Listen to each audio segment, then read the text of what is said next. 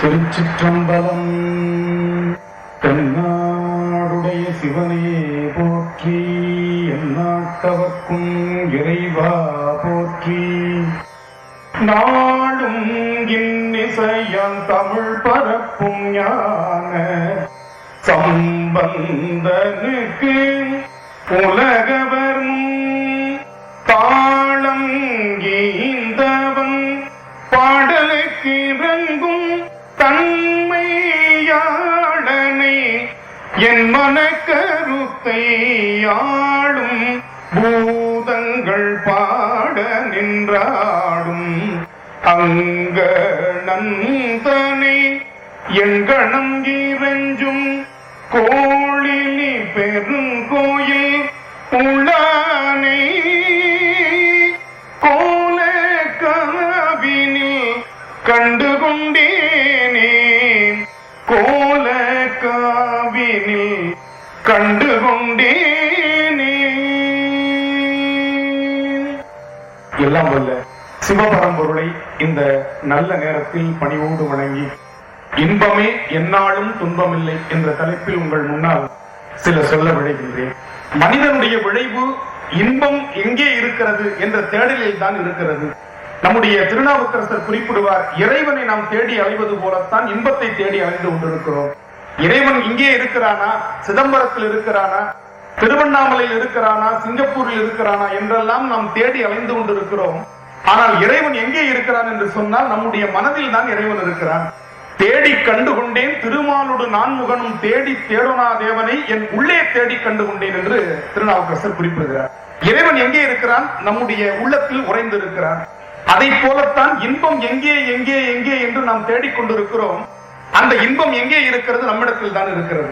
நம்முடைய பாட்டனார் கணியன் பூங்குன்றனார் சொல்லுகின்றார், தீதும் நன்றும் பிறர் தரவாரா, தீமையும் நன்மையும் பிறரால் நமக்கு தரப்படுவது அல்ல, நாம் செய்கின்ற வினையால் நமக்கு அந்த தீமையும் நன்மையும் வந்து சேருகிறது. அதற்கு காரணம் நாமத்தான் இருக்கிறோம். இன்னொன்று, இன்பம் துன்பம் என்பது எல்லாம் நம்முடைய வாழ்க்கையில் நம்முடைய மனதை சார்ந்துதான் அமைகிறது. இரவு நேரம் கண்விழித்து இருக்க வேண்டும் என்பது பலருக்கு துன்பமாக இருக்கும். ஆனால் சிவராத்திரியில் இரவு கண்விழிப்பது நமக்கு இன்பமாக இருக்கிறது. காரணம், நம்முடைய நோக்கம் நல்ல செய்திகளை கேட்க வேண்டும், அற்புதமான இந்த இறைவனுடைய திரு இரவை நாம் கழிக்க வேண்டும், நல்ல வார்த்தைகளை கேட்க வேண்டும் என்ற நோக்கம் நமக்கு விருப்பமாக இருக்கின்ற காரணத்தினால் இரவு கண்விழிப்பது நமக்கு இன்று இன்பமாக இருக்கிறது. இதே நாம் வீட்டில் அமர்ந்திருக்கும் பொழுது இரவு கண்விழிக்க வேண்டும் என்று சொன்னால் அந்த கண்விழிப்பு நமக்கு துன்பமாக மாறுகிறது. எனவே இன்பமும் துன்பமும் நோக்கத்தில் தான் இருக்கிறதே தவிர உண்மையில் நாம் இன்பத்தையும் துன்பத்தையும் பிரித்து பார்க்க முடியாது. சிலருக்கு இன்பம் என்பது நன்றாக உணவு உண்ண வேண்டும் என்பதில் இருக்கும், சிலருக்கு நல்ல உடை உடுத்திக் கொள்ள வேண்டும் என்று இருக்கும், சிலருக்கு நல்ல காட்சிகளை பார்க்க வேண்டும் என்று இருக்கும், சிலருக்கு நல்ல செய்திகளை கேட்க வேண்டும் என்று இருக்கும். ஆனால் இன்பம் இதுதான் என்று வரையறுத்து நம்மால் சொல்ல முடியாது. ஒரு கடையில போய் கேட்க முடியாது, எனக்கு 2 கிலோ இன்பம் கொடுங்க, இல்ல 3 லிட்டர் இன்பம் கொடுங்க அப்படின்னு நம்ம கேட்டு பெற முடியாது. அப்படிப்பட்டது இந்த இன்பம். எனவே இன்பமே எந்நாளும் துன்பம் இல்லைன்னு சொன்ன எதற்காக அப்படின்னா, நாம் வாழ்க்கையை இன்பமயமாக பார்க்க வேண்டும்.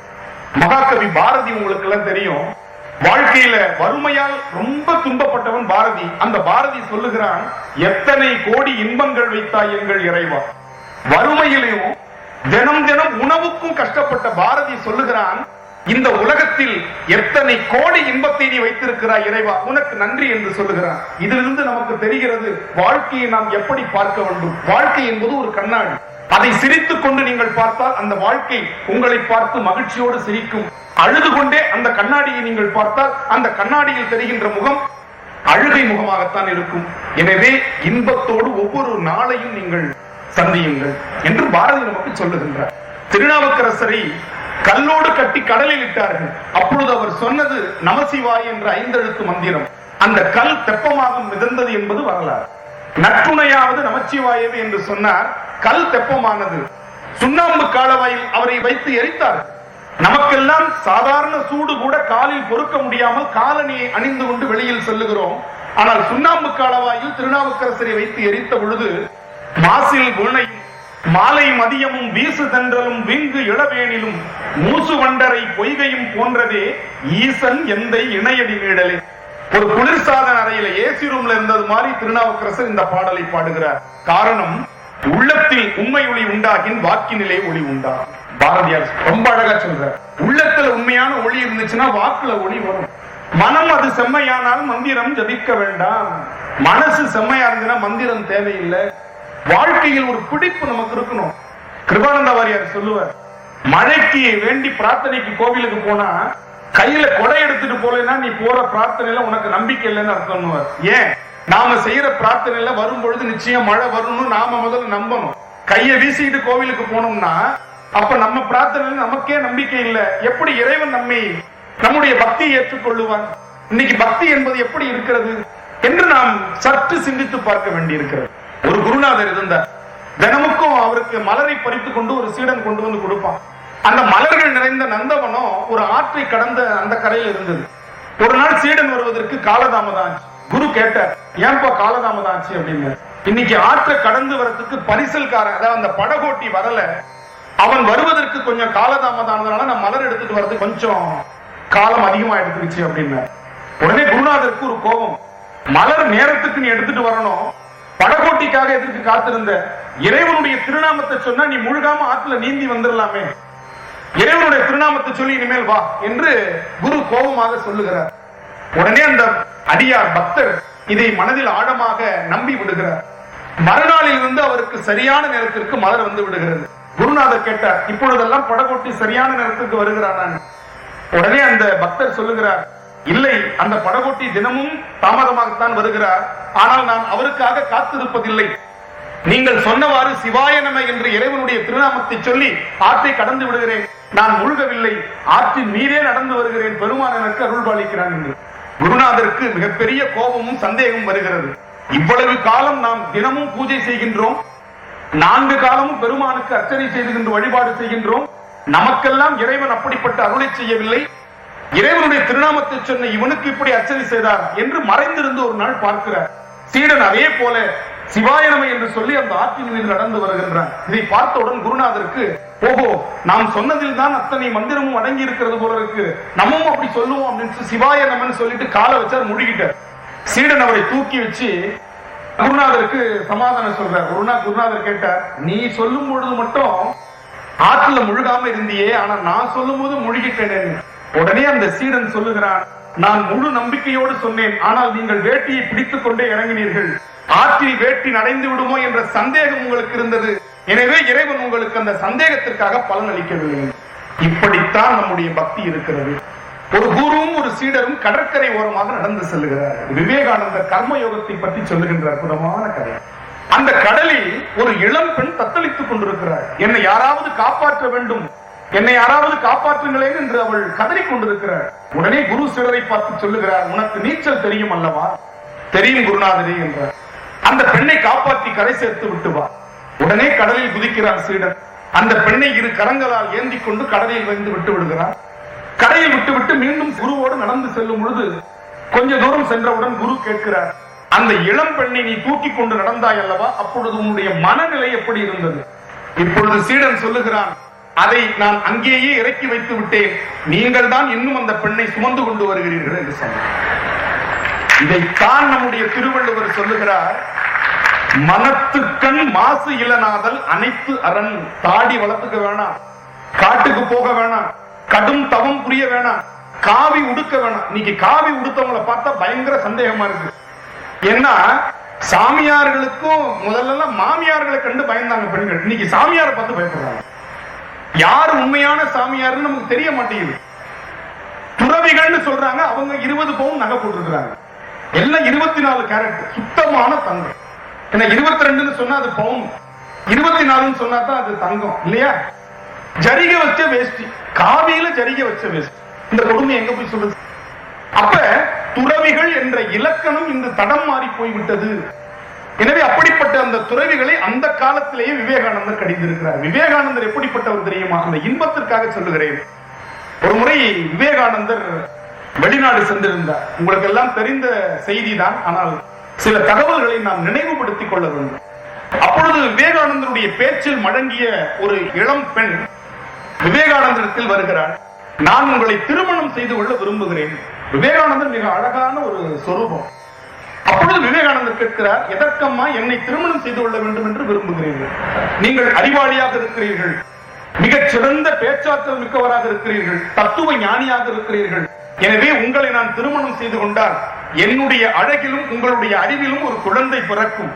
அந்த குழந்தை அழகான குழந்தையாகவும் அறிவான குழந்தையாகவும் இருக்கும் அல்லவா? எனவே நான் உங்களை திருமணம் செய்து கொள்ள விரும்புகிறேன். உடனே விவேகானந்தர் புத்தி சாதுர்த்தியுடன் ஒரு வார்த்தை சொல்லுகிறார், அம்மா, இப்படி குழந்தை பிறக்காமல் என்னுடைய அழகோடும் உன்னுடைய அறிவோடும் குழந்தை பிறந்து விட்டால் என்ன செய்வது? எனவே குழந்தை இப்படித்தான் பிறக்கும் என்று நாம் சொல்ல முடியாது. நீ அவ்வளவு காலம் என்னை திருமணம் செய்து கொண்டு ஏன் காத்திருக்க வேண்டும்? இன்றே நான் உனக்கு குழந்தையாகி விடுகிறேன், எனக்கு நீ தாயாகி விட்டாய் என்று காலில் விழுந்து வணங்குகிறார். அப்படிப்பட்ட ஞானிகள் வாழ்ந்த பூமி இன்று எப்படி இருக்கிறது? பட்டினத்தார் சொல்ற, யார் உண்மையான துறவி? பேய் போல் திரிந்து பிணம் போல் கிடந்து இட்ட பிச்சையெல்லாம் நாய் போல் அருந்தி நரி போல் உழன்று நன்மங்கையரை தாய் போல் கருதி. ஒரு துறவி பெண்களை பார்த்தா தாயை பார்ப்பதை போல பார்க்கணுமா? இன்னைக்கு பெரிய கேள்விக்குறியா இருக்கு. நன்மங்கையரை தாய் போல் கருதி தமர் போல் அனைவருக்கும் தாழ்மை சொல்லி சேய் போல் இருப்பர் கண்டீர் உண்மை ஞானம் தெளிந்தவரே. நல்ல ஞானம் தெளிந்தவர்கள் குழந்தையை போல் இருப்பார்கள் என்று குறிப்பிடுகிறார். ஏன்னா அந்த குழந்தைக்கு தான் என்ன தெரியாது தெரியுமா? யாருகிட்ட என்ன பேசுறோம்னு தெரியாது, யாருகிட்ட எப்படி பழகணும்னு தெரியாது. அந்த வெள்ளை மனம் அந்த குழந்தைகிட்ட இருக்கும். ஏழை குழந்தைகளாக இருந்தாலும் பணக்கார குழந்தைகளாக இருந்தாலும் அந்த குழந்தைகள் ஒன்றுபட்டு விளையாடும். பெரியவர்கள் தான் அந்த குழந்தைகிட்ட விளையாடாத இந்த குழந்தைகிட்ட விளையாடுன்னு பிரித்து பார்க்கிறோம். இன்பத்தை பற்றி நாம் இன்று சிந்தித்து பார்க்கிறோம். இனிப்பில் இருக்கிறதா இன்பம்? நாக்கில் அந்த இனிப்பு சுவை மாறியவுடன் அந்த இனிப்பு நமக்கு துன்பமாக தோன்றுகிறது. எனவே இந்த 5 புலன்களில் இன்பம் என்பது அதனுடைய இடத்தை விட்டு நகர்ந்தவுடன் அந்த இன்பம் நமக்கு முடிந்து விடுகிறது. கண்களால் பார்க்கும் இன்பம் கண்ணை மூடியவுடன் மறைந்து விடுகிறது.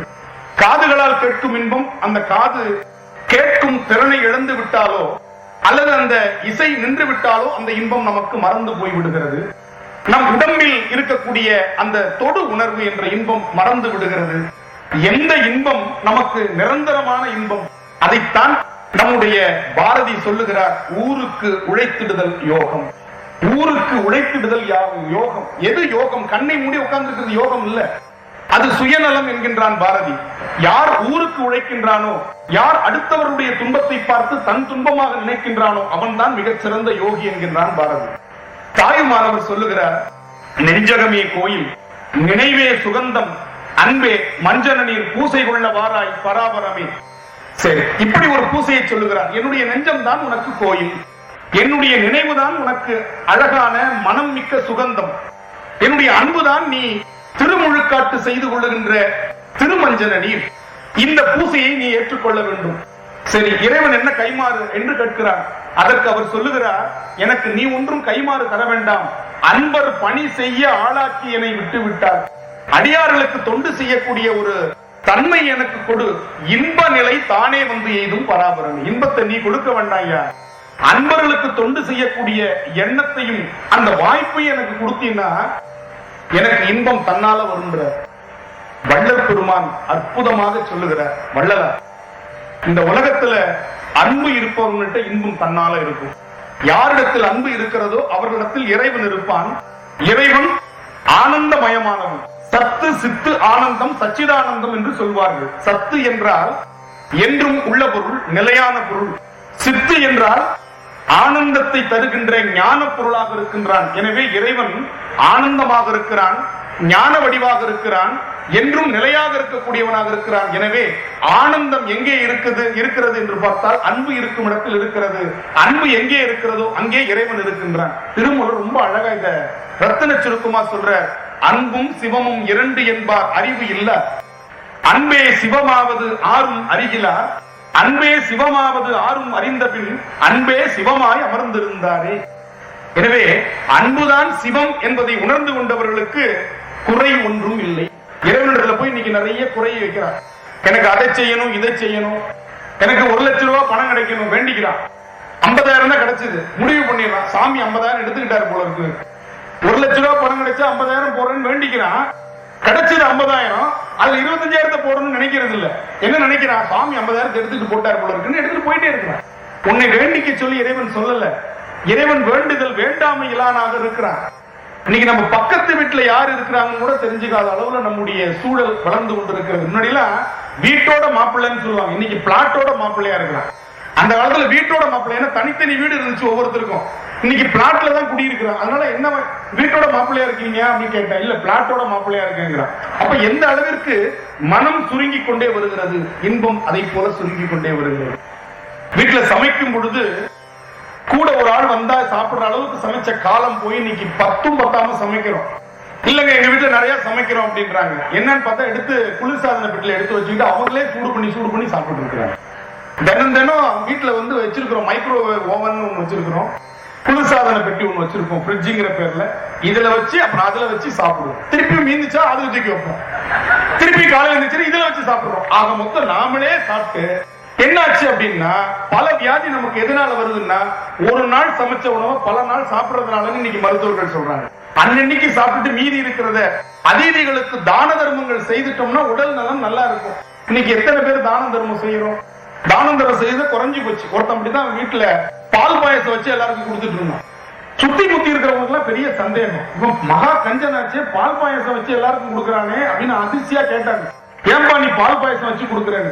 எங்க வீட்டு பக்கத்து வீட்டுக்காரனுக்கு லாட்டரியில 1 கோடி ரூபாய் பணம் விழுந்திருக்கு அப்படின்னா உடனே கேட்டவங்களுக்கு ஒரே ஆச்சரியம். உங்க வீட்டு பக்கத்து வீட்டுக்காரனுக்கு 1 கோடி விழுந்ததுக்கா நீ பால் பாயசம் வைக்கிறாங்க? இல்ல அந்த லாட்டரி சீட் அவன் தொலைச்சிட்டான், அதுக்காக வச்சு கொடுக்குறாங்க. எப்படி மனம் போய்கொண்டிருக்கிறது பாருங்க. லாட்டரி சீட்டை தொலைச்சிட்டானா அதை இவன் மகிழ்ச்சியா கொண்டாடுறான். இன்று அப்படி வாழ்ந்து கொண்டிருக்கிறார்கள். இன்னைக்கு குழந்தைங்கள்ட்ட அறிவுபூர்வமா நம்ம பழகலைன்னா அந்த குழந்தைங்க நம்மள திருப்பி கேள்வி கேட்டுச்சுன்னா பதில் சொல்ல முடியல. ஒரு சின்ன குழந்தைகிட்ட சொன்ன 4 கால் இருந்தா அது நாற்காலி அப்படின்னு. இன்னொன்னு காமிச்சது, அதுல 3 தான் இருந்துச்சு, இது என்ன அப்படின்னு. 3 கால் இருக்கிறதுனால இது முக்காலி அப்படின்னு. அதுக்கப்புறம் ஒரு சேர் காமிச்சது, அந்த சேருக்கு கீழே சக்கரம் இருந்துச்சு, எனக்கு அது என்னன்னு சொல்ல தெரியல. அந்த குழந்தை சொல்லி இது பேர் தான் ஓடுகாலி. 4 கால் இருந்தா நாற்காலி, 3 கால் இருந்தா முக்காலின்னு சொன்ன நானு. இன்னைக்கு இருக்கிற சேருக்கு குழந்தை பேர் வைக்குது, இது ஓடுகாலி. எவ்வளவு புத்திசாலியா இருக்கு பாருங்க குழந்தைங்க, இல்லையா? எங்க காலத்துல ராமாயண கதை சொன்னோம்னா கேட்டுக்கிட்டு இருந்த காலம் போக ராவணனுக்கு 10 தலை அப்படின்னா அப்படியா அப்படின்னு நம்ம இன்பமா கேட்டுட்டு இருந்தோம். இன்னைக்கு குழந்தை கேக்குது, அவன் எப்படி புரண்டு கொடுப்பான்? நியாயமான கேள்வி, பதில் சொல்லு.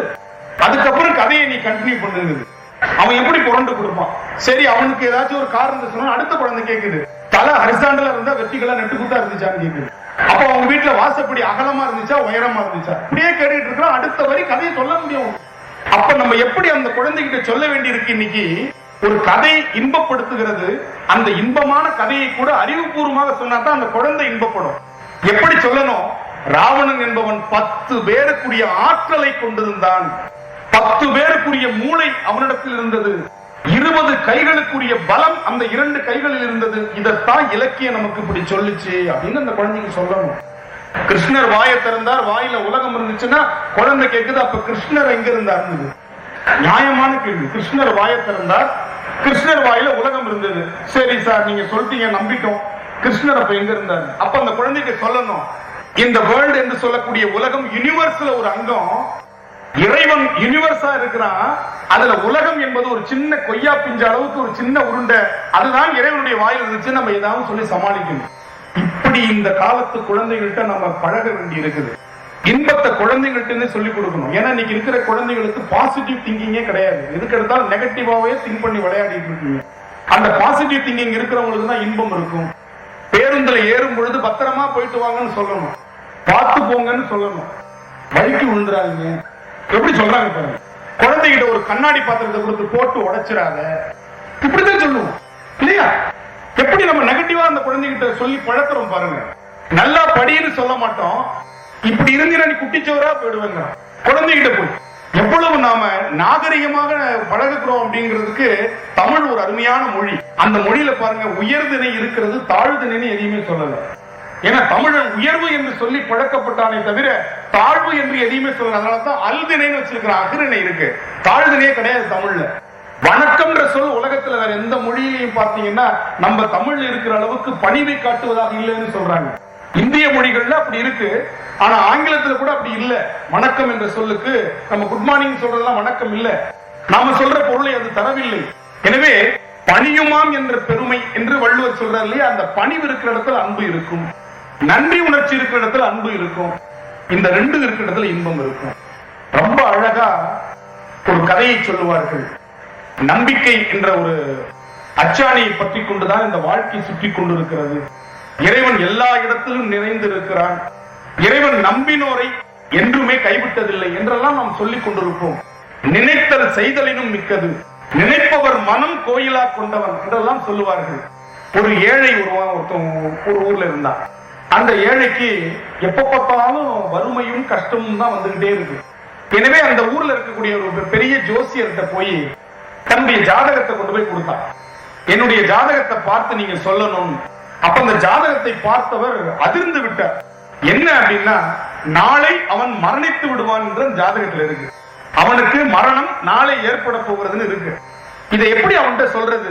ரொம்ப ஆவலோடு வந்து தன்னுடைய எதிர்காலத்தை பற்றி நம்மள்ட்ட கேட்கிறா. ஆனா நாளை இறந்து விடுவான் என்ற அந்த ஜாதகத்தில் இருக்கிறது. எனவே அந்த ஜோதிடர் என்ன சொல்றாரு, நீ நாளை மறுநாள் என்ன வந்து பாருப்பா, இன்னைக்கு எனக்கு சொல்லக்கூடிய மனநிலை இல்ல, எனவே நாளை மறுநாள் வான்னு சொல்றாரு. ஏன்னா அவன் நாளைக்கு இருக்க மாட்டான் இல்லையா, அதனால நாளை மறுநாள் வரமாட்டான்னு நினைச்சிட்டு சொல்றாரு. அந்த நாள் கழிந்தது. மறுநாள் தன்னுடைய ஜாதகத்தோடு அந்த ஏழை திரும்பவும் அந்த ஜோதிடர் வீட்டுக்கு வந்தான். அதிர்ச்சி ஜோதிடருக்கு. சில சமயம் இப்படி மாறி அதிர்ச்சி ஆயிடும். ஒரு டாக்டர் வந்து என்ன சொன்னார், ஒரு இருதய நோயாளியை பார்த்து சொன்னார். அவர் பக்கத்துல இருக்கிற உறவினர்கிட்ட சொன்னார், இவர் ரொம்ப இதயத்துல பலவீனம் ஆயிருக்காரு, இப்பதான் இவருக்கு நான் அறுவை சிகிச்சை செஞ்சிருக்கிறேன், இவர்கிட்ட எதா இருந்தாலும் இன்பமா இருந்தாலும் துன்பமா இருந்தாலும் என்கிட்ட சொல்லுங்க, அதை நான் பதமா அவருக்கு ஏத்த மாதிரி சொல்லுவேன், நீங்க அவசரப்பட்டு சொல்லிடாதீங்க, அது அவர் உயிருக்கே ஆபத்துங்க. சரிங்க. அப்பன்னு பார்த்து அவருக்கு 1 கோடி ரூபாய் பரிசு விழுந்தது. யாரு? அந்த இருதய நோயாளி. உறவினர்கள் டாக்டர் என்ன சொல்லியிருக்காரு, எதா இருந்தாலும் அவர்கிட்ட சொல்லக்கூடாது டாக்டர்கிட்ட வந்து சொன்னாங்க. உடனே டாக்டர் கவலைப்படாதீங்க, இதை நான் பதமா சொல்றேன்ட்டு அந்த உறவினர் போய் பக்கத்துல நின்றுகிட்டார். டாக்டர் போய் அவர்கிட்ட சொன்னார். யார்கிட்ட? அந்த நோயாளிகிட்ட. ஐயா நல்லா இருக்கீங்களா? நல்லா இருக்கேன் டாக்டர், ரொம்ப நல்லா இருக்கேன். நீங்க அறுவை சிகிச்சை பண்ணவர் நல்லா இல்லாமலே இருப்பாங்க, ரொம்ப மகிழ்ச்சி. உங்களுக்கு ஒரு 10,000 ரூபாய் பரிசு கிடைச்சுன்னா என்ன பண்ணுவீங்க அப்படின்னு. உடனே அவர் சொன்னார், என்னுடைய உயிரை காப்பாற்றி இந்த உலகத்துக்கு திரும்பவும் கொடுத்தவர் நீங்க, அதுல பாதி உங்களுக்கு நான் கொடுத்துருவேன். அப்படியா? ரொம்ப மகிழ்ச்சி. 50,000 விழுந்துச்சுன்னு வச்சுங்க, என்ன பண்ணுவீங்க? இதுல என்ன டாக்டர் இருக்கு, உயிர் விலை மதிப்பு இல்லாது. 50,000 கிடைத்தா 25,000 உங்களுக்கு கொடுத்துட்டு போறாங்க. சரிங்க. உங்களுக்கு 1 லட்சம் கிடைக்குதுன்னு வச்சுக்கோங்க, 50,000 உங்களுக்கு கொடுத்துருவேன். 10 லட்சம் கிடைச்சா 5 லட்சம் கொடுத்துருவேன். இப்ப சொன்ன உனக்கு 1 கோடி கிடைக்குதுன்னு வச்சுக்க, என்ன பண்ணுவேன்? 50 லட்சம் உங்களுக்கு கொடுத்துருவேன். மயங்கி விழுந்த மருத்துவர் அவருக்கு ஹார்ட் அட்டாக்னு அடுத்த ஹாஸ்பிட்டல் செஞ்சுட்டாங்க. இந்த மாதிரி சமயத்தில் அப்படி ஆயிடும். அந்த மாதிரி ஜோதிடருக்கு ஒரு அதிர்ச்சி. என்ன அதிர்ச்சி? கதைக்கு வந்துடணும். ஜாதகத்தை பார்த்து இவன் நாளைக்கு இறந்துருவான்றோம், மறுநாள் வந்து நிக்கிறானே, நம்ம ஜாதக கணக்கு இதுவரையும் தப்புனதே இல்லையே என்று திரும்பவும் அந்த ஜாதகத்தை பார்க்கிறார். நேற்று அவன் இறந்திருக்கணும்னு அந்த ஜாதகத்தில் இருக்கு. அப்ப கேட்கிறார், என்ன நடந்தது நேற்று என்று கேட்கிறார். உடனே அவன் சொல்லுகிறான், நான் நேற்று வயலில் வேலை செய்துவிட்டு மாலை நேரத்தில் இரவு நெருங்கிக் கொண்டிருக்கின்ற வேளையில் என் வீட்டுக்கு சென்று கொண்டிருந்தேன். சரியான மழை பிடித்துக் கொண்டது. ஒதுங்குவதற்கு இடம் இல்லாமல் ஒரு பாழடைந்த கோவிலில் ஒதுங்கி நின்றேன். அப்ப நான் நினைச்சுக்கிட்டேன், நான் மட்டும் பணக்காரனா இருந்தா, என் கையில மட்டும் காசு இருந்தா, இந்த கோவிலுக்கு திருப்பணி பண்ணி நான் கும்பாபிஷேகம் பண்ணிருப்பேனே. என்கிட்ட காசு இல்லாம பண்ணிட்டே, இறைவா எனக்கு காசு கொடுத்தீங்கன்னா முதல்ல உனக்கு நான் திருப்பணி பண்ணுவேன்னு மனசுல நினைச்சுக்கிட்டே பார்த்த போது அங்க ஒரு பெரிய பாம்பு, கருணாக பாம்பு சீறிட்டு வெளியில வந்துச்சு. நான் உடனே பயந்து போய் அந்த மண்டபத்தை விட்டு வெளியில வந்தேன். மிகப்பெரிய இடி ஒண்ணு விழுந்து அந்த மண்டபம் தரைமட்டமானது. நான் அதுக்கப்புறம் வந்துட்டேன். அப்பொழுது அந்த ஜோசியர் சொன்னார், அந்த மண்டபம் உன்னுடைய தலையில விழுந்திருக்கணும், அந்த பாம்பு உன்னை தீண்டி இருக்கணும், இந்த ரெண்டும் உனக்கு நிகழாமல் பார்த்து கொண்டது நீ மனதுல கோவிலுக்கு திருப்பணி பண்ணணும்னு நினைச்ச எண்ணம் இருக்கு இல்லையா, அந்த நல்ல எண்ணம் உன்னுடைய ஜாதகத்தையே மாற்றி போட்டுச்சுன்னு சொன்ன. எனவே விதியை மாற்றக்கூடிய ஒரு ஆற்றல் திருப்பணிக்கு உண்டு. எனவே நம்ம துன்பத்தை மாத்துறது பெரிய விஷயமே இல்லை. துன்பத்தை மாத்துறது நமக்கு விஷயமே இல்லை. இறைவனுக்கு தொண்டு செய்து கொண்டிருந்தால், இறை அடியார்களுக்கு தொண்டு செய்து கொண்டிருந்தால் நமக்கு அந்த விதியே மாறி போகும்.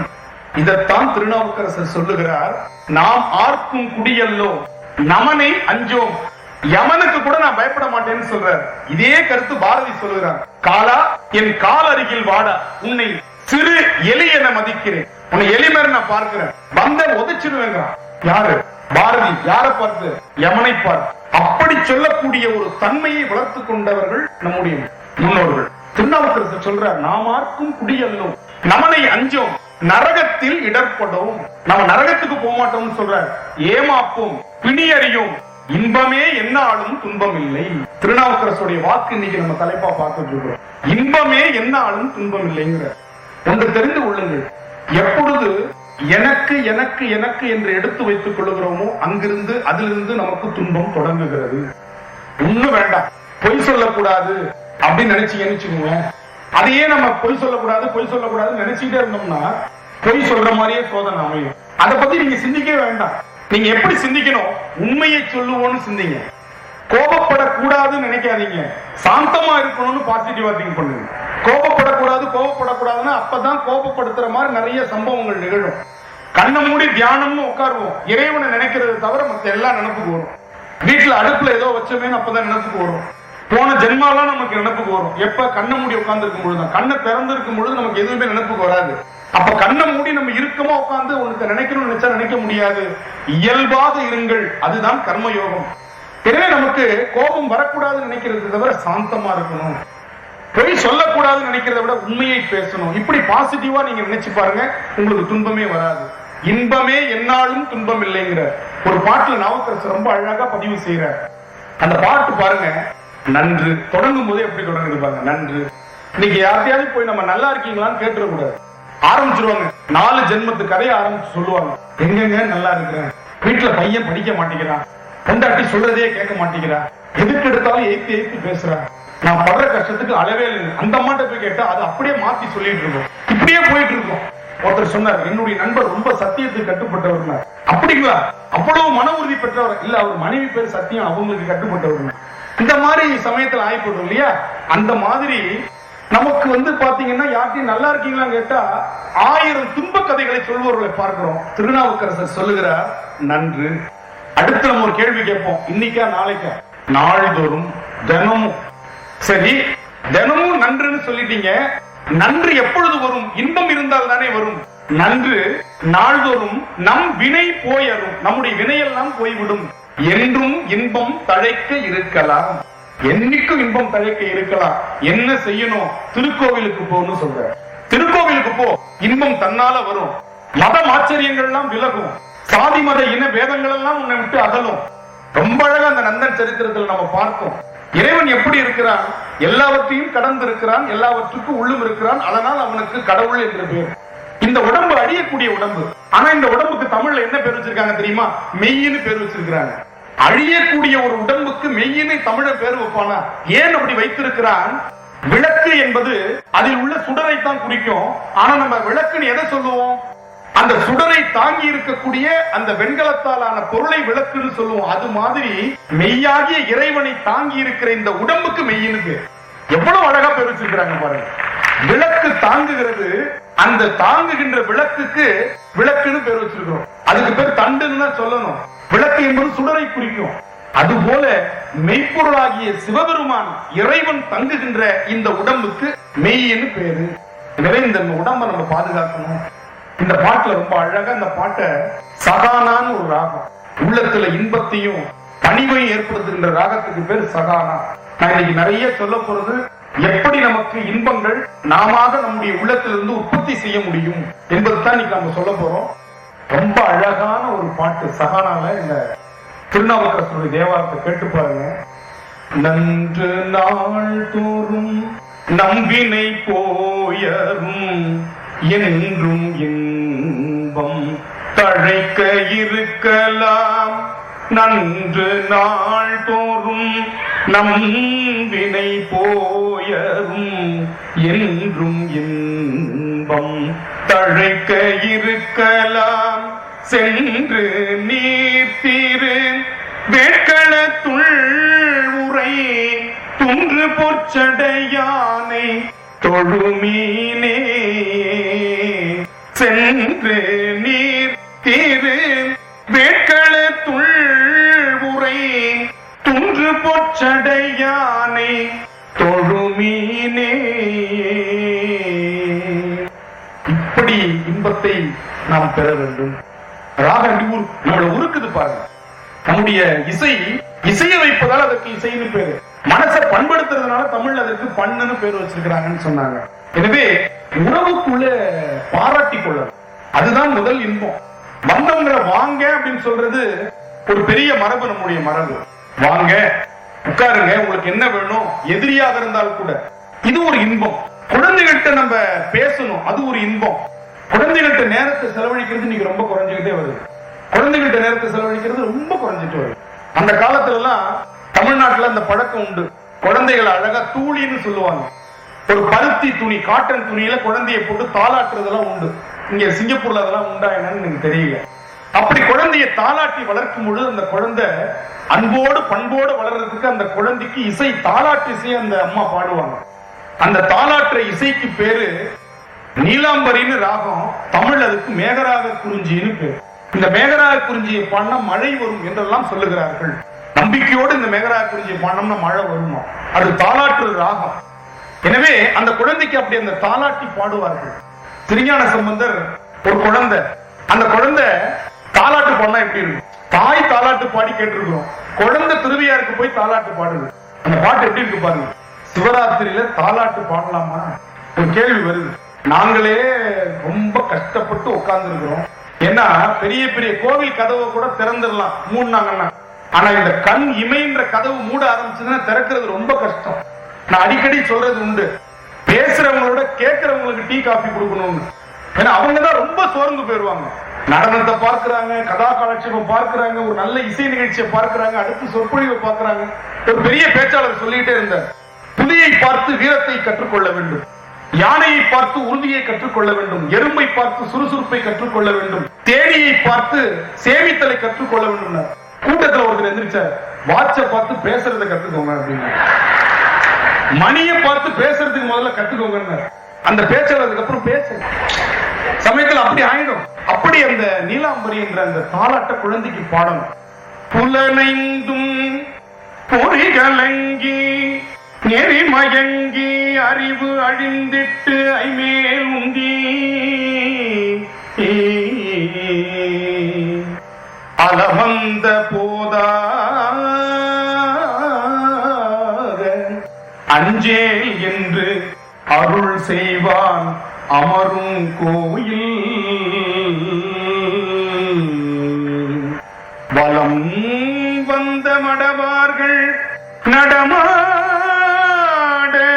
முழவு அதிர மழை என்று அஞ்சி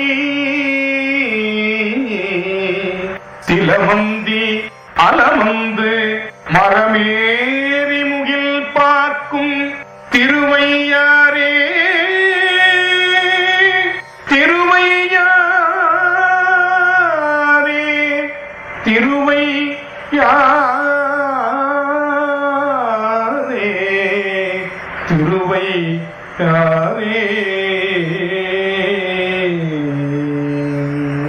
இப்படி தாலாட்டு பாடி குழந்தைய தூங்க வச்சாங்க. இன்னைக்கு குழந்தைக்கு தாய் தாலாட்டு பண்ண குழந்தை கையெடுத்து கும்பிடு, தயவு செய்து பாடாதம்மா. அதெல்லாம் கத்துக்கிட்டு பாடுற விஷயம். நீ பாண்டினா தூக்கமே வரமாட்டேங்குது. கனவுல எல்லாம் பயந்து பயந்து நான் எந்திரிச்சுக்கிறேன், தூங்கணும் அவ்வளவுதானே, நான் தூங்கிடுறேன், குழந்தை தூங்கிடு. அதனாலதான் தாயும் மாறிட்டாங்க. இன்னைக்கு தாய் என்ன பண்ணிட்டாங்க, இப்படி தாலாட்டுனா தூளியில இப்படி தாலாட்டுனா தாலாட்டு பாடணும்ட்டு தான் இன்னைக்கு என்ன பண்றாங்க, ஒரு ஸ்பிரிங்க கட்டி விட்டுறாங்க. எங்க ஊர்ல அது ரொம்ப விமர்சனையா இருக்கும். அப்படி இழுத்து விட்டாங்கன்னா டங்கு டங்கு டங்கு டங்கு டங்கு டங்கு டங்கு டங்கு அந்த குழந்தை ஆடியே தூங்கிடும். இப்படி வளர்ற குழந்தை படிடா படிக்க மாட்டேன், சொல்ற பேச்ச கேட்டா கேட்க மாட்டேன், சாப்பிடுற சாப்பிட மாட்டேன், டிவி பார்க்காத பார்ப்பேன், குதிச்சுக்கிட்டே இருக்கு, குதிச்சுக்கிட்டே இருக்குது. எங்க போனாலும் எம்பி எம்பி குதிக்குது, பார்லிமெண்ட் போனாலும் எம்பி எம்பி குதிக்கிறாங்க, எம்பினே பேர் அடங்க மாட்டேங்குது. தொட்டில் பழக்கம் சுடுகாடு மட்டும் நாங்க, அது பார்லிமெண்ட் போனாலும் எம்பி எம்பி குதிக்குது, சீட்ல உட்காரவே மாட்டேங்குது. ஏன்னா ஸ்பிரிங் போட்டு வளர்த்தது. இப்படி வளர்த்தோம்னா போனா போவோம், வான்னா வரும். ஏன்னா இப்படி வளர்த்துருக்கிறோம். நம்ம இப்படி வளர்த்துட்டு குழந்தை சொல்றதையே கேட்க மாட்டேங்குது. எங்க பக்கம்லாம் இந்த 12ஆம் வகுப்பு வந்துருச்சுன்னா குழந்தைங்களுக்கு பைத்தியம் முடிச்சு. 12ஆம் வகுப்புன்றது பெரிய ஒரு டேர்னிங் பாயிண்ட் அப்படின்னு சொல்லுவாங்க. அந்த குழந்தைய டெய்லி டார்ச்சர் பண்ணுவாங்க, நீ டாக்டர் ஆகணும், டாக்டர் ஆகணும், டாக்டர் ஆகணும், டாக்டர் ஆகணும் டார்ச்சர் பண்ணுவாங்க. 12ஆவது முடிச்சு பேஷண்ட் ஆயிடும். நீங்க பல வீட்டுல பாத்துருக்கலாம். டாக்டர் ஆகணும் டாக்டர் ஆகணும் டாக்டர் ஆகணும் சொல்லி சொல்லி சொல்லி 12வது சொன்னது பேஷண்டா போயிட்டு. எல்கேஜில பாத்தீங்கன்னா அத்தனை கிலோ புத்தகத்தை தூக்கிட்டு போறான். ஒரு கவிஞன் எழுதுறான், LKG UKG is equal to 10 kg முதுகுல சுமந்துட்டு போறான். அப்படி வளர்ந்த குழந்தை 12வது முடிச்சு காலேஜுக்கு போகும்போது ஒரே ஒரு நோட்டு புத்தகத்தை எடுத்துட்டு போயிட்டு இருக்கான். அறிவு வளர வளர புத்தகம் நிறைய கையில இருக்கணும்ல, ஒரே ஒரு புத்தகம். எனக்கு ஒரு ஆச்சரியம், இத்தனை அவசரமான உலகத்துல கூட நீ ஒரு புத்தகத்தை எடுத்துட்டு வருகிறா அப்படின்னு அந்த பையன் சொன்னான். பஸ்ல அப்பதான் சீட்டு போட முடியும். புத்தகம் இப்படி ஒரு மழை பெஞ்சா தலையில அதுதான் சார் கொடையா இருக்கும். எப்படி பார்த்துக்கோங்க. இப்படி நாம் குழந்தையை வளர்க்கிறதுல இருந்து நம்முடைய இன்பம், குழந்தைக்கான நேரத்தை செலவழியுங்கள். இன்பமான வாழ்க்கை. மனைவிட்ட பேசணும், விட்டு கொடுத்து பேசணும். நீங்க நிறைய பேர் என்ன நினைக்கிறோம், மனைவிட்ட பேசுறதுக்கு நேரம் இல்லைன்னு சொல்றான். வளவளன்னு வேற எங்கேயோ பேசிட்டு இருக்கிறான். 4 நண்பர்கள் சேர்ந்து போனார்கள், தனித்தனியாக செல்பேசிகளில் பேசியபடின்னு ஒரு கவிஞன் எழுதணும். 4 நண்பர்கள் சேர்ந்து போனாங்க, ஆனா தனித்தனியா ஒவ்வொருத்தரும் வேற ஒருத்தர் செல்லுல பேசிட்டு போனாங்க. இன்னைக்கு அப்படி வாழ்ந்து கொண்டிருக்கிறோம். வாழ்க்கை ரொம்ப கைக்குள்ள சுருங்கி விட்டது. ஆனால் நாம் வாழ்ந்திருக்கிறோமா? வாழ்க்கையை வாழ்ந்திருக்கிறோமா? வாழ்க்கையை அனுபவித்திருக்கிறோமா? விசாலமான பார்வை நமக்கு இருக்கிறதா? பாரதிதாசன் சொல்லுவார், அறிவை விரிவு செய் அகண்டமாக்கு, விசால பார்வையால் விழுங்கு மக்களை, என்குலம் என்றுனை தன்னிடம் முட்டிய மக்கள் பெருங்கடல் பார்த்து மகிழ்ச்சிகள் இமைதிர எழுந்து நன்றாய் எண்ணுவாய், மனிதரில் நீயும் ஓர் மனிதன் மண்ணன்று. மண்ணு தான் அப்படியே இருக்கும். மனிதரில் நீயும் ஓர் மனிதன். மானிட சமுத்திரம் நான் என்று கூவு, பிரிவில்லை எங்கும் பேதமில்லை, உலகம் உண்ண உன் உடுத்த உடுப்பாய். உலகத்தோட சேர்ந்து சாப்பிடு, அதான் மகிழ்ச்சி. பகுத்துண்டு பல்லுயிர் ஓம்புதல் நூலோர் தொகுத்தவற்றுள் எல்லாம் தலை. கிடைச்சிருக்கிற கொஞ்சம் ஆகாரத்தை பகிர்ந்து சாப்பிட்டுப்பார். இதைத்தான் திருவள்ளுவர் சொல்றார். எங்க தெரியுமா இன்பம் இருக்கிறது? அடுத்தவர்களுக்கு கொடுத்துப்பார், அவன் சிரிப்பில் உன்னுடைய இன்பம் நிலைப்படுத்தப்படுகிறது. ஈர்த்து உவக்கும் இன்பம். கொடுக்கிறதுல சந்தோஷமா கொடுத்துப்பார், அவனுடைய சிரிப்பு உனக்கு இங்க ரெஃப்ளெக்ஷன் ஆகும். கண்ணாடின்னு சொன்ன வாழ்க்கை. அவன் சிரிக்கும் பொழுது நீ சிரிப்பாய். உன்னுடைய பக்கத்து வீட்டுக்காரன் வறுமையில் இருக்கும் பொழுது நீ பிரியாணி சாப்பிட்டுக் கொண்டிருந்தால் அது பிரியாணி அல்ல. உன் பக்கத்து வீட்டுக்காரன் துன்பத்தோடு இருக்கும் பொழுது நீ இன்பமாக இருந்தால் அது உன்னுடைய நிரந்தரமான இன்பம் அல்ல. கொடுத்துப்பார். அழகான உதாரணம் என்று சொல்லுகிறேன். காற்று தடைபடாமல் ஓரிடத்தில் தேங்காமல் சுதந்திரமாக வெளிப்படும் பொழுது அது புல்லாங்குழல் இசையாக மாறுகிறது. அதே காற்றை அடைத்து வைத்து சுயநலமாக பயன்படுத்தும் பொழுது கால்பந்தில் அந்த காற்று உதைபடுகிறது. உங்களுடைய செல்வம் உதைபட வேண்டுமா அல்லது சுதந்திரமாக உங்களை இன்பப்படுத்த வேண்டும்? ஒரே காற்று தானே. புல்லாங்குழல்ல ஒரு முனையில் அந்த காற்று செலுத்தப்பட்டு மறுமுனைக்கு வரும் பொழுது அது இசையாக வருகிறது. ஆனால் அதே காற்று அடைச்சு வச்சிருந்தோம்னா என்ன ஆகுது? உதவாங்குது காற்று. கால்பந்துல செல்வம் அப்படித்தான். சேர்த்து வச்சுக்கிட்டே இருந்தோம்னா ஒரு நாள் வழிச்சுக்கிட்டு போயிடும். இதை நான் சொல்லல, புறநானூற்றுல ஒரு புலவன் சொல்றான். உனக்கு இன்பமா இருக்கணுமா செல்வம்ன்றதுன்னா அதற்கு பேரே செல்வம்னு வரதுனால அதுக்கு செல்வம். செல்லுனா போறது, வம்முனா வர்றது, வந்து செல்வதால் அதற்கு செல்வம்னு பேரு. லிங்கம் என்று நம்ம சொல்றோம். இறைவன் என்னன்னு சொல்றோம்? லிங்கம் என்று சொல்லுகிறோம். லிங் என்று சொன்னால் ஒடுங்குவது, உள்ளே செல்வது என்று பொருள். கம் என்று சொன்னால் வெளிப்படுவது. ஆங்கிலத்துல கம்முனா வெளியிலன்னு அர்த்தம். சமஸ்கிருதத்துல இருந்து எத்தனையோ சொற்கள் ஆங்கிலத்திற்கு போயிருக்கு.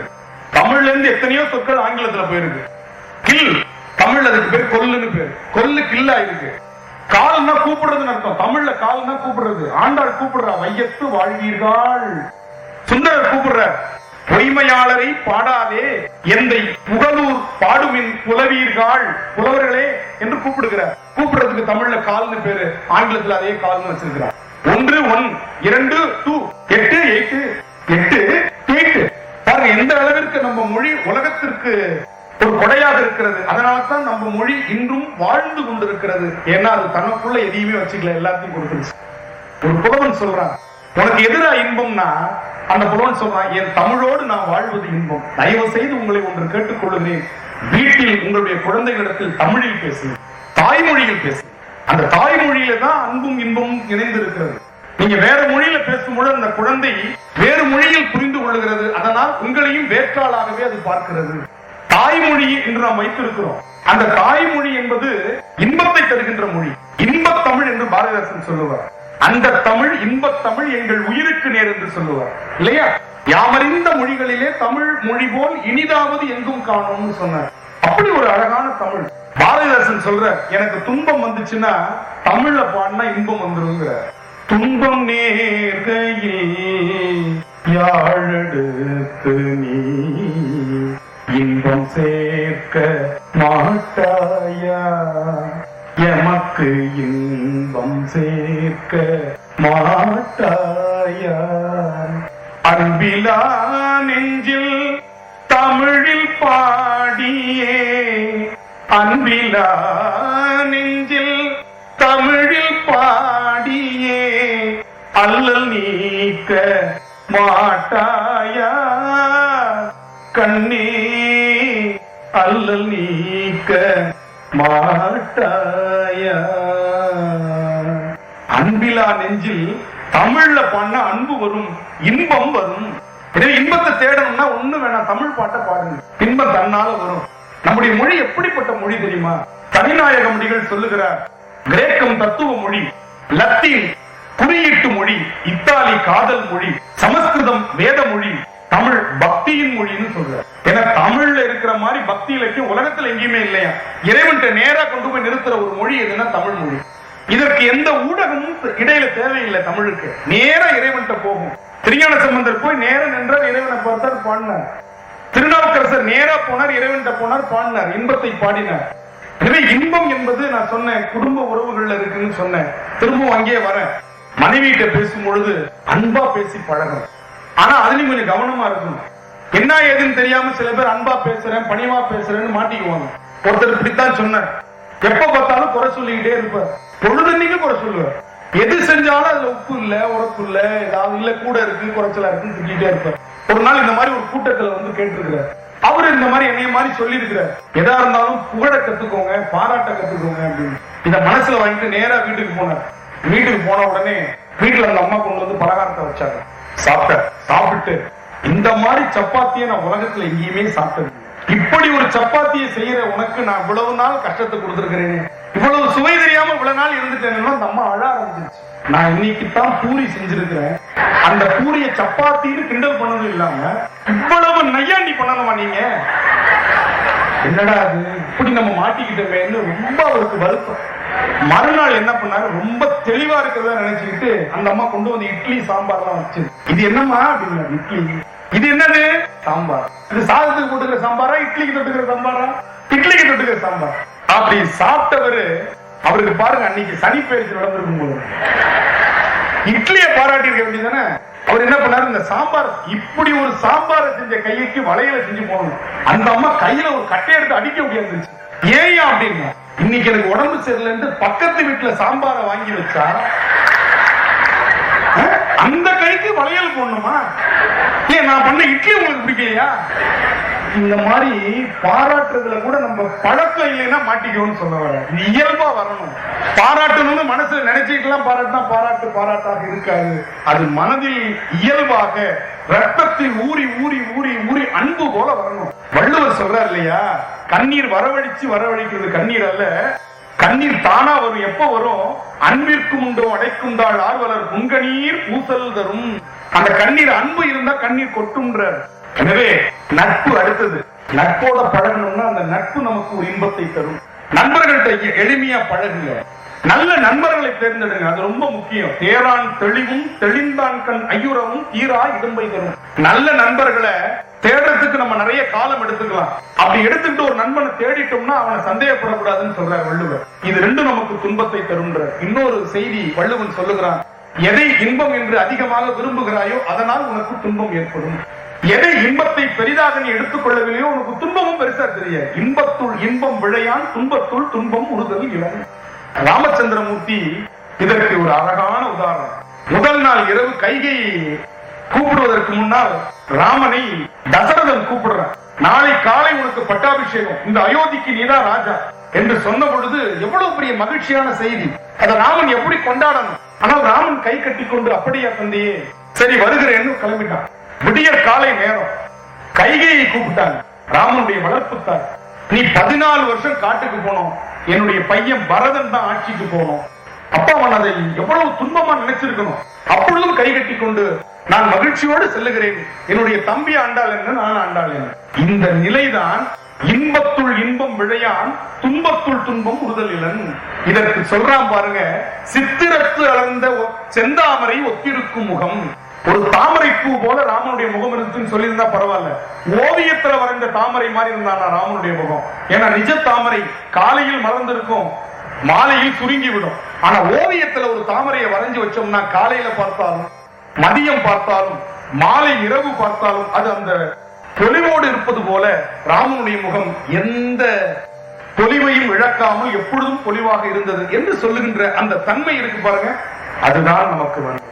இசை நல்ல இன்பத்தை நமக்கு தரும்னு சொன்ன அழகா நமக்கு தமிழ்ல பாத்தீங்கன்னா இயற்கையோடு இயைந்த வாழ்க்கை தமிழர்கள் நடத்திருக்கிறாங்க.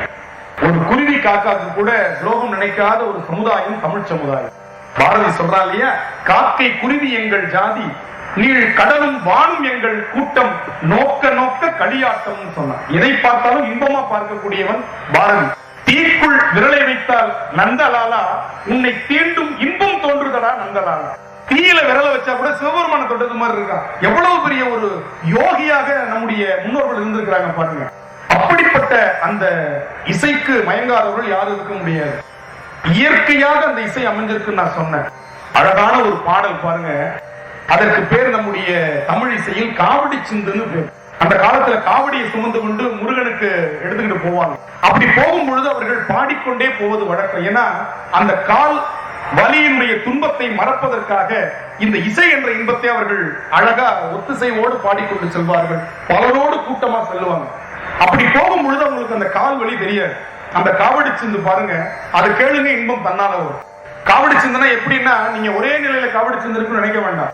நடக்கும் பொழுது ஒரு காவடி சிந்து, நிற்கும் பொழுது ஒரு காவடி சிந்து, அமரும் பொழுது ஒரு காவடி சிந்து. சூடு பொறுக்காம இந்த சாலைகளை ஓடுவான் பாருங்க. அந்த ஓடும் பொழுது அவன் பாட்டை நிறுத்தாம பாடிக்கிட்டே ஓடுவான். இதெல்லாம் அந்த பாட்டுல நமக்கு எளிமையா தெரியும். அவ்வளவு மிட்டுக்கள் அதுல இருக்குன்னு சொல்றாங்க இசையியல் அறிஞர்கள். இப்ப நடக்கும் பொழுது எப்படி இருக்கு பாருங்க. வேத மொழியர் வண்ணிட்ட செம்மேனியர் நாத பறையினர் அன்னே என்னும் நாத பறையினர் நான் மூகன் மாலுக்கும் நாதரின் நாதனர் அன்னே என்னும் கொன்றை மதியமும் கூவிள மத்தமும் துன்றிய சென்னியர் அன்னே என்னும் துன்றிய சென்னியின் மத்தமும் மத்தமே இன்றென காணவர் அன்னே என்னும். இது நடக்கும் பொழுது ஓடுறான். அப்ப அந்த காவடிச்சது தன்னை அறிந்தின்பமுறை வெண்ணிலாவே ஒரு தந்திரம் நீ சொல்ல வேண்டும் வெண்ணிலாவே, நாதமுடி மேலிருக்கும் வெண்ணிலாவே, அங்கே நானும் வர வேண்டுகின்றேன் வெண்ணிலாவே, சச்சிதானந்த கடலில் வெண்ணிலாவே நானும் தாழ்ந்து விழ வேண்டுகின்றேன் வெண்ணிலாவே, வித்தில்லாமலே விளைந்த வெண்ணிலாவே, நீயும் விளைந்த வண்ணம் ஏது சொல்வாய் வெண்ணிலாவே வெண்ணிலாவே. இது ஓடும் பொழுது. இப்ப நிக்கிறா, நின்னு பாடும் பொழுது பாருங்க. குறவர் கூண்டிசை நுழைந்தாண்டி அந்த கோமாட்டி எச்சில் விழைந்தாண்டி துறவர் வணங்கும் புகழாண்டி அவன் தோற்றத்தை பாடியடியுங்கடி. இது நிற்கும் பொழுது அமர்ந்து பாடுகிறான். வள்ளி கணவன் பேரை வழிபோக்கன் சொன்னாலும் உள்ளம் குழையூதடி, கிளியே ஊனும் உருங்குதடி, கிளியே ஊனும் உருங்குதடி. இப்ப சாமியை பார்த்துட்டு வெளியில வரான். மகிழ்ச்சியில பாடுகின்ற காவடி சிந்து. வானரங்கள் கனி கொடுத்து மந்தியோடு கொஞ்சும் மந்தி சிந்து கனிகளுக்கு வான் கவிகள் கெஞ்சும், காணவர்கள் விழியறிந்து வானவரை அழைப்பர் ககன சித்தர் வந்து வந்து காய சித்தி விளைப்பர், தேனருவி அருவி தேனருவி திரையெழும்பி வானின் வழி ஒழுகும், செங்கதிரோன் தேர்காலும் பரிகாலும் வழுகும், கூனல் இளம் பிறை முடித்த வேணி அலங்காரர் குற்றால திரிகூட மலையங்கள் மலையே தானனா தனனனா தனனனா தனனனா. இந்த நாட்டுப்புற வடிவம், நம்முடைய தமிழிசை வடிவம் அப்படியே கர்நாடக இசையில ஆனந்த பைரவி. இந்த ராகத்தை பண்ண ஆனந்தம் கிடைக்கும். காவடி சிந்தல ஒரு எளிமையான பாடகன், எளிமையான நம்முடைய தமிழன் பாடிய பாடல் இன்று காவடி சிந்து ஆனந்த பைரவி. கற்பகவல்லினின் பொற்பதங்கள் பிடித்தேன் நற்கதி அருள்வாயம்மா. நம்முடைய இசை வடிவம் தான், எல்லா இசை வடிவமும் அப்படியே இன்னைக்கு திரை இசை பாடலாம் வந்துருச்சு. நிறைய பாடல்கள் நீங்க அதெல்லாம் நீங்க இசை கேட்டுக்கிட்டே இருந்தீங்கன்னா இன்பம் தன்னால வரும். இன்னைக்கு மூச்சு பயிற்சி தேவையில்லைங்கிறான் இசை பாடுறவங்களுக்கு. ஏன்னா அந்த அளவுக்கு தம் கட்டி பாடும் பொழுதுதான் அந்த இசையினுடைய முழுமையான பரிமாணத்தை நம்மளால கொடுக்க முடியும். ஒரு பாட்டு இருக்கு, அந்த பாட்டை பாடினா பிராணாயாமம் தேவையில்லை. இன்னைக்கு உடம்பு நல்லா இருந்தா தான் இன்பமா இருக்க முடியும். உடம்பாரணியின் உயிராரணிவர்னு அவர் சொல்றாரு நம்முடைய திருமூலர். அப்ப உடம்ப நல்லா வச்சிருக்கணும்னா பிராணாயாமம் தேவைன்னு சொல்றாங்க, மூச்சு பயிற்சி. ஒரு பாட்டு சொல்றேன், அந்த பாட்டுல 16 தடவை தான் மூச்சு விடணும். 16 தடவைக்கு மேல மூச்சு விட்டீங்கன்னா பாட்டை ஃபர்ஸ்ட்ல இருந்து பாடிட்டு வரும், பாட்டு மறந்து போயிடும். அப்படி ஒரு பாட்டு இருக்கு. அந்த பாட்டுக்கு அடிப்படை சந்தம்னு பேர். சந்தஸ் அப்படின்னு சொல்லுவாங்க வடமொழியில. தமிழ்ல அதுக்கு சந்தம்னு பேர். மெட்டு. அந்த காலத்துல மெட்டுக்கு தான் பாட்டு எழுதுவாங்க. மெட்டுன்னா இன்னும் உங்களுக்கு எளிமையா புரிய வச்சுட்டு இந்த பாட்டுக்கு நான் வரேன். பாரதிதாசன் ஒரு பாடல் எழுதுகிறார். கொலை வாழ் என்னை கேட்டடா மிக கொண்டு யோர் செய்யலரவே குவை வாழ் ஒரு புலியே மிக குணமேவிய தமிழா. இப்படி ஒரு சந்தம். அப்ப பாரதிதாசன் கேட்கிறாங்க, இந்த சந்தம் உங்களுக்கு எங்கிருந்து கிடைத்தது? கம்பராமாயணத்துல இருந்து கிடைச்சதான்றாங்க. உடனே பாரதிதாசன் கம்பராமாயணத்துல எந்த பாட்டு அப்படின்ற தெரியாத மாதிரி, வெய்யோ ஒளி தன் மேனியில் விரி சோதியில் மறைய பொய்யோ எனுமிட யாழுடும் இட யானுடும் போனான் மையோ மரகதமோ மறிகடலோ மழை முகிலோ ஐயோ இவர் வடிவென்பதொடியா அழகுடையா. இந்த சந்தமான்னு கேக்குறாங்க. அதற்கு பாரதிதாசன் சொல்லுகிறார், தன்னை நாத்திகன்னு சொன்னவர் பாரதிதாசன். அவர் சொல்றாரு பாருங்க, தேவாரத்தில் திருஞான சம்பந்தர் இந்த சந்தத்தை பாடியிருக்கிறார். சொன்னது நாத்திக கவிஞர். அப்ப எந்த அளவுக்கு தேவாரத்தை அவர் பாடியிருப்பார். 2 பாட்டை சொல்றார். பண்டார் குழல் அறிவையொடு பிரியா வகை பாகம் பெண் தான் மிக ஆனான் பிற சென்னி பெருமானூர் தண்டாமரை மலராள் உரை தவளம் நெடுமாடம் விண் தாங்குவ போலும் மிகு வேணு புறம் அதுவே. திருஞான சம்பந்தர். சுந்தர பித்தா பிறை சூடி பெருமானே அருளாடா எத்தான் மறவாதே நினைக்கின்றேன் மனத்துன்னை வைத்தாய் பெண்ணை தன்பால் வெண்ணை நல்லூர் துறையுள் அத்தா உன காலா இனி அல்லே நிழலாமே. இந்த சந்தம் தான் நமக்கு பாடல் முழுக்க வருது. ஆண்டாள் ஒரு சந்தத்தை பாடுவார். இந்த உலகம் இன்பமா இருக்கணும்னு நோன்பு இருந்தது ஆண்டாள் மட்டும்தான். நாம இருக்கிறதெல்லாம் விரதம். அது கூட விரதம் இல்லைன்னு ஒரு கிருபானந்த வாரியர். நம்ம ஊர்ல விரதம்னா என்ன பண்றோம்? காலையில டிபன் சாப்பிட்டுக்கலாம், மத்தியானம் ஒருவேளை சாப்பாடு சாப்பிடலாம், நைட்டு சாதம் சாப்பிட கூட டிபன் சாப்பிட்டுக்கலாம். இதுக்கு பேர் விரதம். இதுக்கு பேர் விரோதம்னு சொன்னார் நம்முடைய கிருபானந்த வாரியர். இதுக்கு பேர் விரதம் அல்ல, விரோதம் இல்லையா? அப்ப அதுக்கு விரதம் அல்ல. ஆண்டாள் இருந்தா பாருங்க, அதுதான் விரதம், அதுதான் நோன்பு.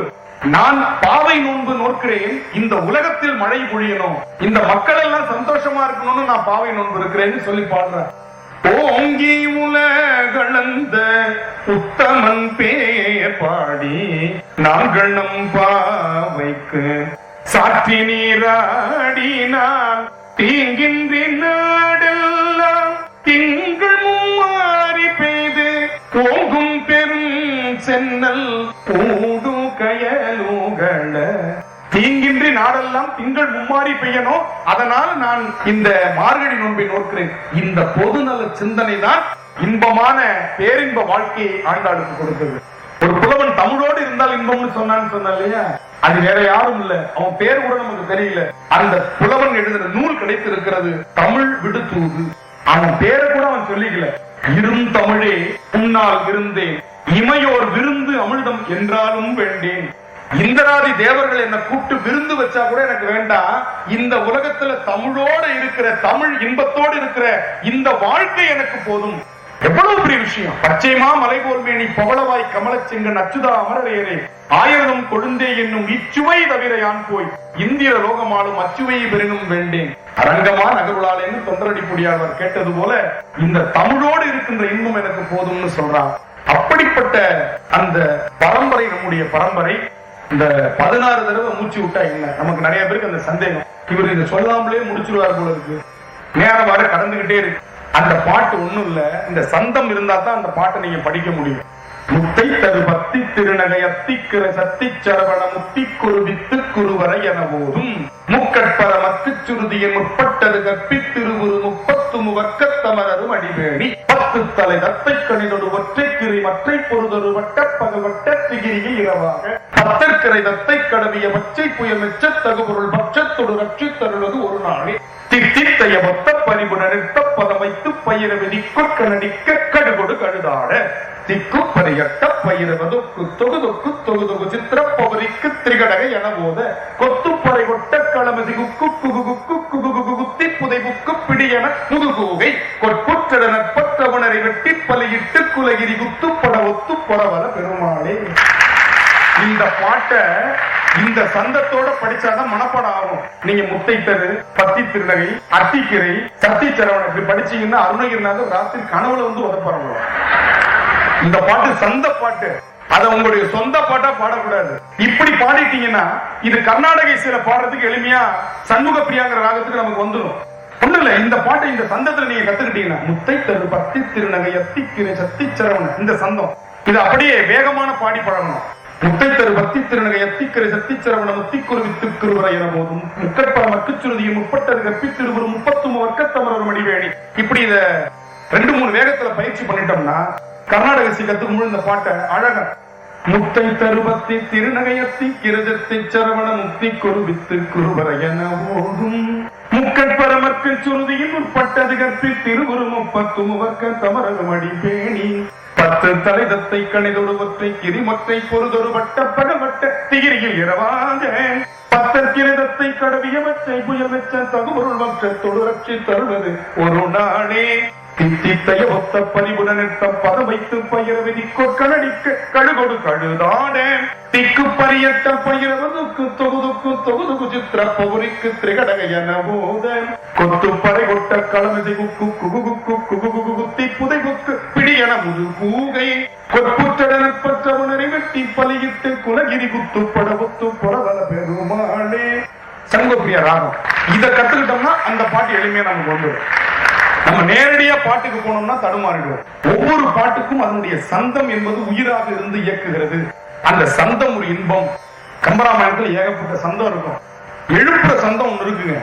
எழுப்புற சந்தம் நாங்கெல்லாம் தூங்குறதா நினைச்சுக்கிறீங்களா நீங்க கேட்கலாம். அப்படி நான் நினைக்கல. ஒருவேளை தூங்கிட்டா என்ன பண்றது அப்படின்னா எழுப்புறதுக்கு ஒரு சந்தம். அந்த காலத்துல உரல் உலக்கன்னு ஒண்ணு உண்டு. தமிழ்நாட்டிலே அது வழக்கொழிஞ்சு போச்சு. உரல் உலக்கெல்லாம் லெமூரியா கண்டத்தோட வழக்கொழிஞ்சு போச்சு. இப்ப நம்ம வீட்டுல எல்லாம் உரல் உலக்கெல்லாம் கிடையாது. மிக்சின்னு ஒண்ணு வந்துருச்சு, கிரைண்டர்னு ஒண்ணு வந்துருச்சு. அந்த காலத்துல எல்லாம் ஆட்டுக்கல் அப்படியே இருக்கும், குழவிக்கல் சுத்தம். இன்னைக்கு குழவிக்கல் அப்படியே இருக்கும், ஆட்டுக்கல் சுத்துது. விளக்கு ஏத்தனா வெளிச்சம் மேல போச்சு. புத்தி மேம்பட்ட புத்தியா இருந்துச்சு. இன்னைக்கு லைட் போட்டா வெளிச்சம் மேல இருந்து கீழே வருது, புத்தியும் கீழே போயிடுச்சு. எந்த லைட்டாவது கீழே இருந்து வெளிச்சத்தை மேல அனுப்புதா பாருங்க? கிடையாது. வெளிச்சம் மேல இருந்து தான் கீழே வருது. நம்முடைய புத்தியும் அப்படி போகுது. நீங்க விளக்குல ஏத்துனீங்கன்னா வெளிச்சம் கீழே இருந்து மேல போகும். நம்முடைய அறிவு அப்படி இருந்தது அந்த காலத்துல. அன்னைக்கெல்லாம் அரசனுக்கு பின்னாடி யானை பட போச்சு, இன்னைக்கு பூனை பட போகுது. என்னடான்னு கேட்டா யானைக்கு ஒரு காலம் வந்தா பூனைக்கு ஒரு காலம் வரும்லங்கிற பிளாக் கேட்ஸ் சொல்றாங்க. அன்னைக்கு யானை பட போச்சு, இன்னைக்கு பூனை பட போகுது இல்லையா? அப்படி இன்னைக்கு பாத்தீங்கன்னா அந்த மாதிரி வாழ்க்கையில எல்லாமே மாறி போயிட்டே வந்துருச்சு. அம்மி எல்லாம் இருந்துச்சு, இன்னைக்கு வீட்டுல மம்மி தான் இருக்கு. மம்மினா என்ன பொருள்? பதப்படுத்தப்பட்ட பிணம். சாதா பிணம் கூட இல்ல, நல்ல பதப்படுத்தப்பட்ட பிணத்துக்கு பேர் மம்மி. எடுத்து பாருங்க அகராதியில. குழந்தை நம்மளை பார்த்து பிணம்னு கூப்பிடுறதுல அலாதி சந்தோஷம் பெத்த தாய்க்கு. இதை விட உலகத்துல தவம் ஏதாவது இருக்குமா பாருங்க. மதிப்பிற்குரிய பிணமே மகிழ்ச்சி. பையன் என்னமா நம்மளை கூப்பிடுறான், மம்மின்னு கூப்பிடுறதுல அவ்வளவு சந்தோஷம். டாடின்னு கூப்பிடுறதுல டாடிக்கு அவ்வளவு சந்தோஷம். இப்ப சுருக்கிட்டான் டேட் அப்படிங்கிற. நாளைக்கு என் பையன் டே அப்படிங்க, அதையும் சுருக்கிடுவாங்க. சுருங்கிட்டு டாடி டேட் ஆகி சுருங்கி டே இருந்துச்சு, வரப்போகுது. மம்மியும் சுருங்கிடுச்சு, இப்ப மம்முங்கிறான். பெரியம்மாவை எப்படி கூப்பிடுறோம்? மேக்சிமம். சின்னம்மாவை மினிமம். அவ்வளவு முடிஞ்சு போச்சு. வாழ்க்கையில எப்படி எல்லாம் நம்ம மாறிட்டு வரோம் பாருங்க. அந்த மாதிரி நம்ம வந்து இன்னைக்கு அம்மி எல்லாம் இல்ல. அந்த அம்மியில அரைச்ச காலத்துல இந்த தோள்களுக்கு நல்ல ஒரு எக்ஸசைஸ் கிடைச்சது. அத அங்க செய்யறதுக்கு வைக்கப்பட்டவங்க தனியா ஜிம்ல போய் இழுத்துட்டு இருக்காங்க. அதே வேலையை 3000 ரூபாய் பணத்தை கொடுக்குது. வெயிட் தூக்குறதுக்கு போர்ட்டர் வைக்கிறான், வெயிட் தூக்குறதுக்கு போர்ட்டர் வைக்கிறான். ஆனா மண்ணு மூட்டையை போய் தூக்கிட்டு இருக்கான். கேட்டா வெயிட் லிஃப்டிங். கார்ல போய் கிரவுண்ட்ல நிறுத்திட்டு ட்ரௌசரை போட்டுட்டு சுத்தி வரான். கேட்டா வாக்கிங். கோவில்ல சுத்தினா கிண்டல் பண்ண. அந்த காலத்துல கோவில சுத்தினாங்க, வாக்கிங் தேவைப்படல. கோவிலை குனிந்து நிமிர்ந்து பெருக்கினார்கள், புண்ணியமும் கிடைச்சது, உடல் நலமும் கிடைச்சது.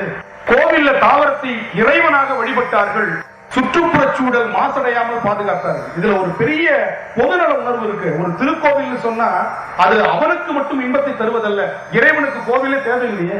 இறைவனுக்கு எதற்கு கோவில்? நமக்குத்தான் கோவில். அபிஷேகம் இறைவனுக்கு தேவையில்லை. அவன் வேண்டுதல் வேண்டாமை இல்ல, நமக்குத்தான் அபிஷேக ஆராதனை. சிவனுடைய பேரால் மக்கள் ஒன்று கூடுகிறோம். எல்லாவற்றையும் மறந்து உட்கார்ந்து இருக்கிறோம் பாருங்க. அப்ப இறை வழிபாடு எதை தருகிறது? இன்பத்தை தருகிறது. இத்தனை பேரும் ஒருங்கிணைக்குது பாருங்க. ஒரு இடத்துல எவ்வளவு வேலைகள் நமக்கு இருக்கு. ஆனா இங்க உட்கார்ந்து இருக்கிறோம் பாருங்க. இதைத்தான் திருநாவுக்கரசர் சொல்றார். காலையில எந்திரிச்சு போய் இறைவனுடைய கோவிலுக்கு போ, சுத்து. அதுதான் தவம்னு சொல்ற. உட்கார ஒரு இடத்துல. மனிதன் என்று சொன்னால் இயங்கிக் கொண்டிருப்பவன் என்று பொருள். ஒரு இடத்துல நிலையா இருக்கக்கூடாது. மனிதன் இயங்கிக் கொண்டே இருக்கணும். இயக்கம் இல்லை என்று சொன்னால் அவனுக்கு பிணம் என்று பொருள். எப்ப அவன்கிட்ட இயக்கம் இல்லையோ அவன் பிணம். மனிதன் இயங்கிக் கொண்டே இருப்பவன், யோசித்துக் கொண்டே இருப்பவன், நினைத்துக் கொண்டே இருப்பவன், எப்பொழுதும் தன்னுடைய சக்தியை பிறருக்காக செலவழித்துக் கொண்டே இருப்பவன், அதனால் சக்தியை பெறுபவன். இதற்கு மனிதனுக்கு இவ்வளவு விளக்கம். அப்ப நம்ம போய் கோவில்ல போய் வழிபாடு செய்யறதுலாம் நமக்கு அந்த காலத்துல பாத்தீங்கன்னா நம்ம அம்மின்னு சொன்ன இல்லையா, அந்த அம்மி அது நமக்கு இன்னைக்கு போயிடுச்சு. அதே வேலையை அங்க போய் செஞ்சுட்டு இருக்கிறோம். லிப்ட்ல போய் 10வது மாடியில போய் ஜிம்முக்கு போயிட்டு இருக்கிறோம். நடந்து போனா ஜிம்முக்கே போத்தாவே, லிப்ட்ல போறோம். எப்படி இருக்கு பாருங்க நம்மளுடைய அறிவு. அது மாதிரி அந்த காலத்துல உரல் உலக்கை இருந்துச்சு. அந்த உரல் உலக்கை இடிச்சாங்கன்னா ஒரு ரம்மியமான ஒரு சந்தம். அந்த சந்தம் உள்ளத்தை எழுப்பக்கூடிய சந்தம். டங்கு டங்கு டங்கு டங்கு டங்கு டங்கு டங்கு டங் அப்படி ரிதமிக் சவுண்டா இருக்கும். அந்த சந்தத்துல தமிழ்ல பாடல பாடினாங்க. உறங்குகின்ற கும்ப கர்ண உங்கள் மாய வாழ்வெல்லாம் இறங்குகின்ற எழுந்திர எழுந்திர கரங்கு போல வில் பிடித்த கால தூதர் கையிலே உறங்குவாய் உறங்குவாய் இனி கிடந்து உறங்குவாய். சந்தம் உறங்குகின்ற அந்த கும்பகர்ணனை எழுப்புறதுக்கான சந்தம் அங்கே இருக்கிறது. தமிழில் எழுப்புகின்ற சந்தத்திற்கு புறநீர்மை என்று பொருள். அந்த புறநீர்மை என்ற பண் பாடினால் உள்ளத்தில் இருக்கக்கூடிய ஆன்மா விழித்தெழும். அருமையான பாடல். திருஞான சம்பந்தர் அப்படி மதுரைக்கு போற, அங்கே அவர் சென்ற நேரம் விடிய காலை பொழுது. உயிரை எழுப்புகின்ற பாடல். மங்கையர் கரசி வளவர் கோன்பாவை வரி வளை கை மட மானி பங்கைய செல்வி பாண்டி மாதேவி பணி செய்து நாள் தோறும் பரவ பூங்கடல் உருவன் பூதநாயகன் நாள் வேதமும் பொருள்களும் அருளியே அங்கைய கண்ணி தன்னோடும் அமர்ந்த ஆலவாயாவதும் இதுவே ஆலவாயாவதும் இதுவே. மாணிக்கவாசகர் பாடுகிறார். போற்றி என் வாழ் முதல் ஆகிய பொருளே புலர்ந்தது பூங்கடற்கு இணை துணை மலர் கொண்டு ஏற்றினின் திருமுகத்து எமக்கருள் மலரும் எழில் நகை கொண்டு நின் திருவடி தோழுவோம். சேற்றிதழ் கமலங்கள் மலரும் தன் வயல் சூழ் திருப்பெரும் தூரை ஊரை சிவபெருமானே ஏற்றுய கொடி உடையாய் என்னை உடையாய் எம்பெருமான் பள்ளி எழுந்தருளாயே.